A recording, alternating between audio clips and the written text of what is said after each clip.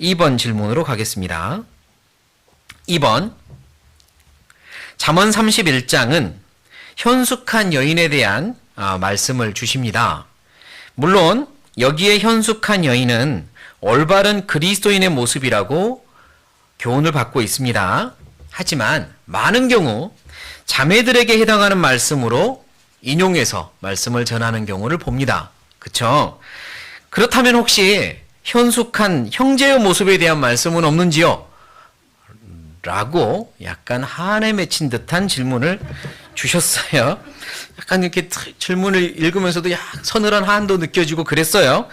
근데 이제 궁금한 건 이 질문에 대한 답변을 여기서 드려도 어머니의 이제 질의응답인데 형제님들이 드려야 될 말씀인데 그렇다면 어떻게 듣게 해드릴까 고민을 좀 해봐야겠습니다. 이 부분만 편집을 해서 따로 형제님들께 보내드리든 뭐 그런 방법을 찾겠습니다.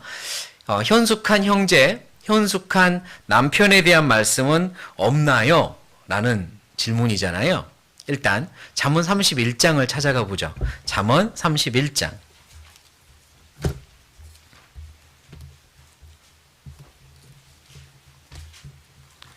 잠언 31장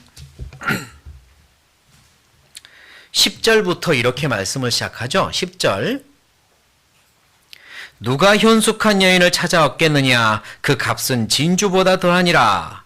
그런 자의 남편의 마음은 이렇게 해서 현숙한 여인 또 현숙한 아내에 대한 말씀으로 10절부터 끝절까지 갑니다. 그러니까 31장의 주제는 현숙한 여인이 된 거죠.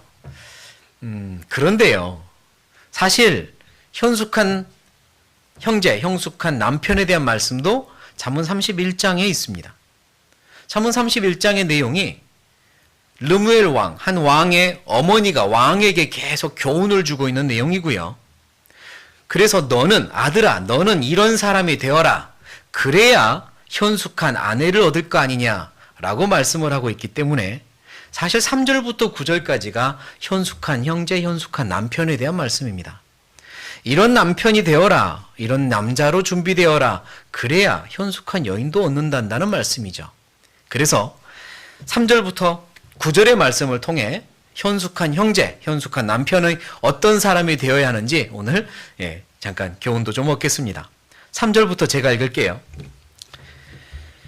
2절부터 읽겠습니다. 2절부터 내 아들아 내가 무엇을 말할꼬 내 태에서 난 아들아 내가 무엇을 말할꼬 소원대로 얻은 아들아 내가 무엇을 말할꼬 네 힘을 여자들에게 쓰지 말며 왕들을 멸망시키는 일을 행치 말지어다.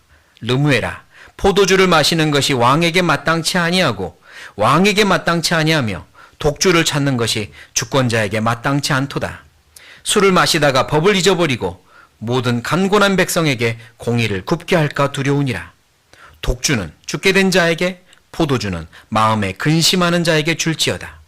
그는 마시고 그 빈궁한 것을 잊어버리겠고 다시 그 고통을 기억지 아니하리라. 너는 벙어리와 고독한 자의 송사를 위하여 입을 열지니라. 너는 입을 열어 공의로 재판하여 간곤한 자와 궁핍한 자를 신원할지니라. 이렇게 이제 교훈을 아들에게 주고 있습니다. 왕인 아들에게 주는 말씀이잖아요. 일반인인 우리들은 이제 이 왕에게 주는 말씀이지만 우리에게 다른 적용해서 이 부분을 받아들일 필요가 있겠죠. 짧게 생각을 해보겠습니다. 첫 번째 이야기한 게 뭐냐면 너의 힘을 3절 보죠? 여자들에게 쓰지 말며 그랬습니다. 모든 남자들에게 필요한 부분이고 정말로 첫 번째일 수도 있어요. 성적인 죄에 넘어집니다. 성적인 죄에 약합니다. 모든 남자들은 그리고 그리스도인 형제들은 가장 많이 넘어지는 죄 중에 하나인 성적인 죄에 자기를 더럽히면 안 됩니다. 각종 음란물 또는 각종 성적인 죄에 노출되면 안 됩니다. 거룩한 신앙생활을 위해서 꼭 이겨야 합니다. 기도를 위해서라도 이겨야 합니다. 내 가정을 지키기 위해서라도 성적인 죄로부터 형제들은 자신을 지켜야만 합니다. 그래서 첫 번째로 이야기한 겁니다. 데살로니가 전서입니다. 찾아보죠. 이따가 31장은 다시 올 거예요. 데살로니가 전서 4장.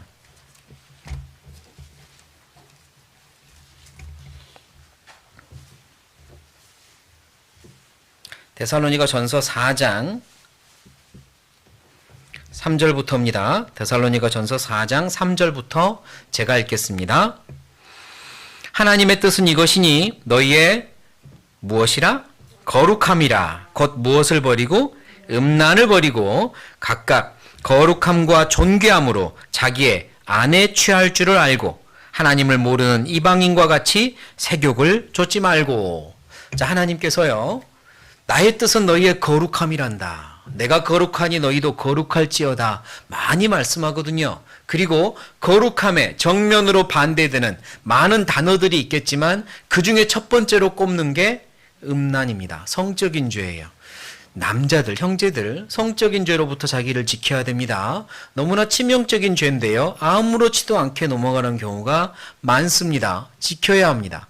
각각 음란을 버려야 됩니다. 4절 거룩함과 존귀함으로 자기의 안에 취할 줄을 알라고 말씀하죠. 남자들에게 하는 말이잖아요. 여기서 안에라는 단어는요, 원어를 보면 그릇입니다. 자기의 그릇 취할 줄을 알라라고 원어는 말씀하고 있고요. 우리가 보는 이 한글 번역 성경은 베드로전서 3장에 보면 아내는 연약한 그릇이요라고 그릇을 아내로 말씀을 하고 있어서 여기 그릇을 아내로 이렇게 번역을 해석을 한 겁니다. 그런데 또 다른 성경 디모데후서 2장을 보면 각각 자기 깨끗한 그릇으로 준비되면 하나님이 쓰신다는 말씀도 있잖아요. 그릇이 아내일 때도 있지만 자기 자신일 때도 있어요. 그래서 어떤 번역 성경은 여기 아내 대신에 자기 자신이라고도 번역을 합니다. 내 자신이 거룩하고 존귀해야 한단다. 이렇게도 볼 수 있는 거죠. 형제들은 자기 자신을, 자기 몸을 거룩하고 존귀하게 만들어야 합니다. 그래야 하나님께 쓰임받을 수 있고 아내 앞에서도 떳떳하고 자녀들 앞에서도 떳떳한 겁니다. 그래야 떳떳한 가장이 될 수 있고 하나님 앞으로 이끌 수 있는 거예요. 또한 자기 자신의 몸을 깨끗하고 거룩하게 만들어야 아내 앞에서도 깨끗하게 줄 수 있죠. 아내만 정결하기를 원하고 남편들은 그렇지 않는 건 어불성설입니다. 음란물로부터 그리고 죄로부터 자기를 지키세요. 남자들 첫 번째 이야기하는 겁니다. 두 번째입니다. 다시 31장으로 가죠. 잠언 31장.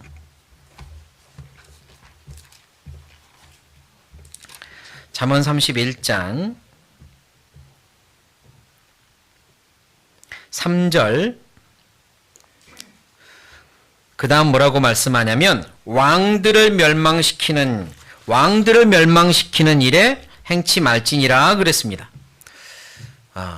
밖에 나가서 힘자랑하고 밖에 나가서 정복사업하고 왕인데 자기 나라는 보호하거나 자기 백성들을 행복하게 만드는 일에는 덜 힘쓰고 밖에 나가서 정복사업하고 힘자랑하는 데 힘쓰는 건 마땅치 않다는 말씀입니다. 역시 남자들에게 있는 치명적인 약점 중에 하나예요.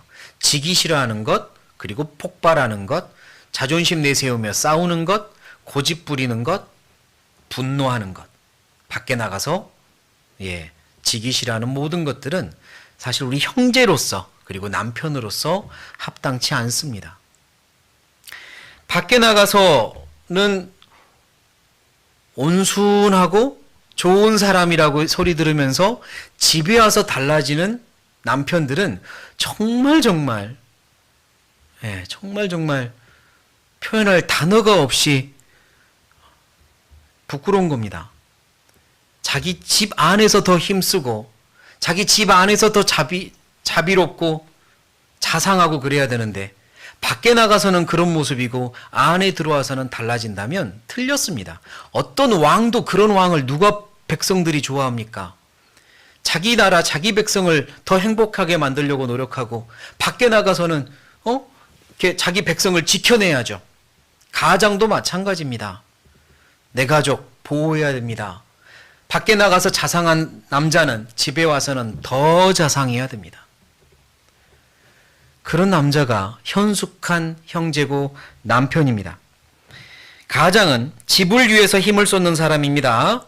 밖에 나가서 열심히 일하고 집에 와서 무심한 것 옳지 않습니다. 밖에 나가서 열심히 일한 만큼 집에 와서는 더 노력하고 신경 쓰십시오. 그게 현숙한 남편입니다. 세 번째입니다. 세 번째는 4절부터 7절까지 계속 강조하고 있죠. 포도주와 독주를 즐기지 말아라. 잠깐의 쾌락에 근심 걱정 잊어버리려고 하지 말아라. 힘드니까 스트레스 받으니까 술도 마십니다. 술에 의지해서 잠깐 잊어버리려고 하는 거죠. 그러나 그게 형제로서 남편으로서는 옳지 않습니다. 남편에게 기대고 있는 아내, 아버지만 우러러보고 있는 자녀들 앞에 그 모습이 과연 기댈 만하고 우러러볼 만한 모습이겠습니까? 힘들다고, 근심 걱정이 있다고 술에 의존하고 쾌락에 의존하는 건 그리스도인답지도 않고 가장답지도 않습니다. 힘들 때일수록 주님을 의지하고 주님 주신 힘으로 강하게 이겨내며 가정을 보호하십시오. 그게 현숙한 형제고 남편의 모습입니다. 네 번째입니다. 8절입니다. 8절, 너는 벙어리와 고독한 자의 송사를 위하여 입을 열지니라. 사실 어려운 사람들을 돌아보고 외로운 사람들을 돌아보고 어려운 사정에 관심을 가지는 것, 그게 현숙한 형제고 그리고 남자고 남편입니다. 강한 자 편에 서서 이익을 얻어볼까? 출세해볼까? 그건 세상의 방법입니다. 특별히 남자들이 밖에서 또 일을 해야 되기 때문에 또 소득이라든가 명예라든가 출세에도 당연히 관심을 가져야 하기 때문에 범하기 쉬운 잘못이 이런 겁니다. 강한 자 편에 붙으려고 하고 약한 자를 돌아보지 않는 것 말이죠. 강한 자 편에 붙어서 잘 보이면 출세도 할 것 같고 좀 더 높아질 것 같고, 반면에 약한 자는 나도 모르게 멀리 하려고 하고, 틀렸습니다. 그리스도인답지 않습니다. 왜냐? 하나님의 성품도 그게 아니기 때문이에요. 내 안에 계신 예수님, 내 안에 계신 성령님의 성품이 그게 아니기 때문입니다. 자비심, 동정심, 긍휼히 여기는 마음, 정의감, 이게 하나님의 성품이기 때문이에요. 그런 가장이 멋있는 가장입니다. 강한 자 편에 붙어서 출세하려고 하지 마십시오. 하나님의 방법으로 출세하면 됩니다. 하나님께서 높여주시면 높아지는 겁니다. 약한 자 편에서 약한 자를 돌아볼 줄 알길 바랍니다. 그게 현숙한 형제입니다. 다섯 번째입니다. 9절입니다. 너는 입을 열어 공의로 재판하며 간곤한 자와 궁핍한 자를 신원할지니라 그랬습니다. 공의로운 재판, 올바른 판단을 해야 됩니다. 무엇이 옳은지, 무엇이 그른지, 무엇이 정직한지, 무엇이 부도덕한지 올바른 판단을 하는 남편, 형제, 가장이 되어야 합니다. 우리나라 대법원에 가면 앞에 동상이 있습니다. 대법원 로고도 그 그림이 있는데요. 자유의 여신상이라고 하는 동상이 있어요. 그런데 자유의 여신상은 들고 있는 게 있는데 뭘 들고 있냐면 뭘까요? 찍어보세요. 저울을 들고 있습니다. 저울이요. 양팔 저울을 이렇게 들고 있습니다. 왜냐? 저울이 바로 정직한 판단의 상징이기 때문입니다. 공정한 저울이 그리스도의 양심에 박혀 있어야 합니다. 형제, 현숙한 형제란 공정한 저울이 양심에 박혀 있는 형제입니다. 그래야 공평한 판단을 할 수 있고 하나님 앞에서도 정직한 삶을 살 수 있습니다. 잠언을 찾겠습니다. 잠언 11장.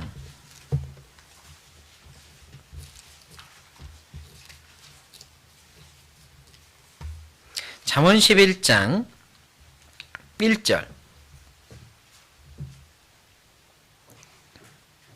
잠언 11장 1절 같이 읽겠습니다. 속이는 저울은 여호와께서 미워하셔도 공평한 추는 그가 기뻐하시느니라. 하나님이 미워하시는 게 속이는 저울이고요. 공평한 추를 기뻐하십니다. 추라고 하는 건 저울 위에다가 이렇게 올리는 조그마한 무게를 이렇게 정해놓은 돌멩이들이 추인데요. 추가 공평하지 않으면 상황에 따라서 무거운 것 올렸다가 또 가벼운 것 올렸다가 이렇게 하면서 무게를 바꾸잖아요. 하나님은 그걸 미워하신다고 했습니다. 모든 그리스도인들은 정직해야 됩니다. 상황에 따라서 이렇게 바뀌고 저렇게 기준이 바뀌는 것, 너에 대한 기준과 나에 대한 기준이 바뀌는 것, 하나님께서는 잘못됐다고 하십니다. 그러니까 현숙한 형제, 남편, 가장은 공평한 판단, 정직한 판단을 할 수 있어야 됩니다. 그 사람을 하나님이 복을 주시고요. 그런 가장이 있을 때 집안에 복이 들어옵니다. 그렇게 해서 9절 잠언 31장으로 다시 가겠습니다. 잠언 31장.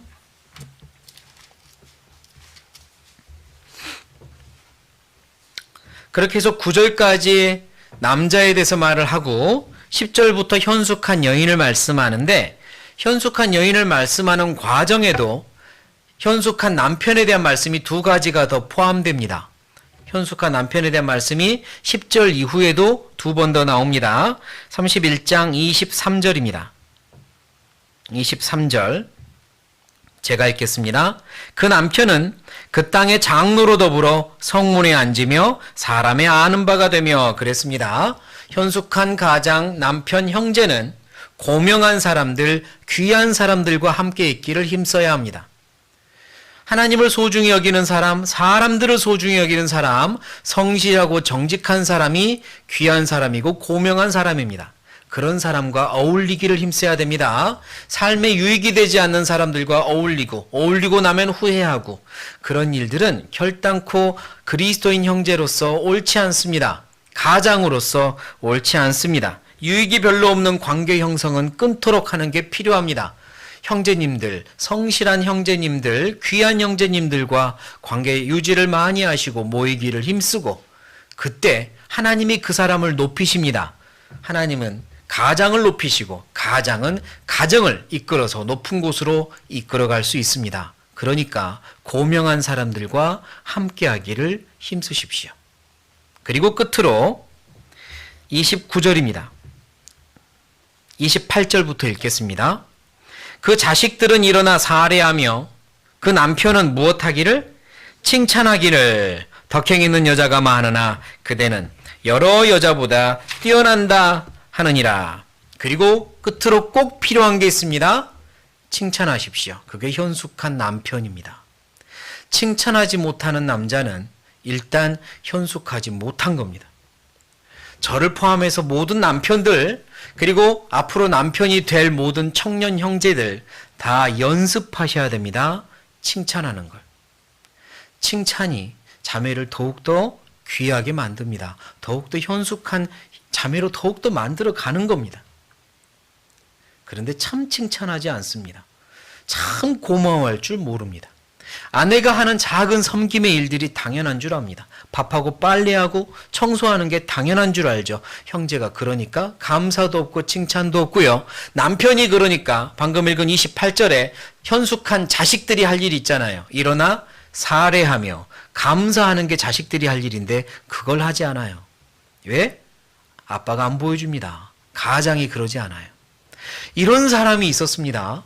아내에게 칭찬 너무 많이 해주면 진짜로 잘한 줄 안다고. 밥이 맛없으면 맛없다고 해줘야지, 맛있다고 해주면 개선이 안 된다고. 정말 고집불통입니다. 그 형제님이 개선이 안 돼요. 개선의 여지가 보이지 않더라고요. 틀렸습니다. 그렇지 않습니다. 맛없어도 맛있다고 해주고 멋없어도 멋있다고 해주고 잘못했어도 잘하는 것을 더 집중해서 칭찬해주면 훨씬 더 나아집니다. 그런데 칭찬하지 않아요. 현숙한 형제가 됩시다. 아내를 칭찬하십시오. 그래야 본인도 발전하고 가정도 발전합니다. 현숙한 가장이 되십시오.